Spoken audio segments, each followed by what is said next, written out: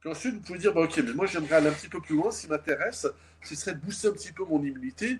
On a passé des périodes un peu critiques, peut-être surmédiatisées, mais bon, il y a quand même des germes, il y a quand même eu des périodes un peu critiques, Covid, grippe, bronchiolite, etc.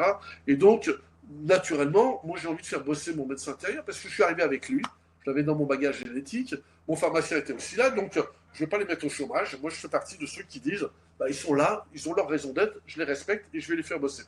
Et on sait que si on fait une pause alimentaire de 3 jours, à partir de 3 jours, 72 heures, bah, c'est la science qui nous le documente, eh bien, il y a, Longo l'a bien expliqué en tant que spécialiste de la biologie cellulaire, il a montré que l'expression des gènes, donc là, le programme génétique, c'est le programme qui est écrit, et l'expression, c'est-à-dire que je choisis de prendre ce programme plutôt que celui-ci, eh bien, je vais activer un programme de protection et je vais modifier mon fonctionnement. Et l'autre programme, c'est que si j'amène plus du tout à manger, donc il n'y a plus de protéines non plus, et ces protéines, on en a besoin pour renouveler les cellules, pour réparer les cellules, il faut de la matière première.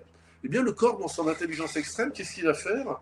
Il va aller chercher les vieux matériaux, les vieilles cellules, et lui va dire, bon, ces cellules un peu vieilles du foie, elle n'est pas indispensable. Ces cellules un peu vieilles de l'intestin, pas indispensable, de la peau pareil.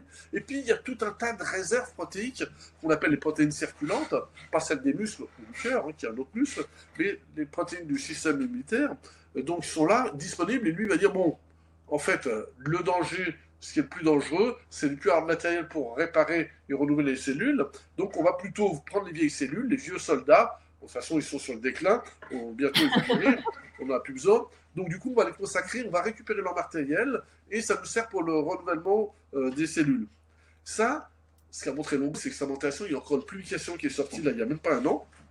Il montre que de faire une pause de 72 heures, eh bien, dès qu'on va remanger, à condition de ramener les bons carburants, les bons aliments, eh bien, à ce moment-là, les nouveaux carburants qu'on ramène sont tout de suite utilisés pour reconstituer le stock de nos cellules immunitaires, et donc on va rajeunir notre immunité.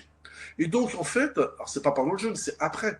En fait, on améliore, on rajeunit la population immunitaire, et une population immunitaire plus jeune est plus efficace. Mm. Donc, on a une amélioration significative de notre immunité, en plus d'avoir nettoyé plus longtemps. Parce que c'est sûr que quand on fait 3 jours, on nettoie 3 fois plus ou 3 fois plus longtemps que quand on fait une journée. En plus d'avoir créé de l'hormone de croissance davantage, donc on répare davantage. Donc,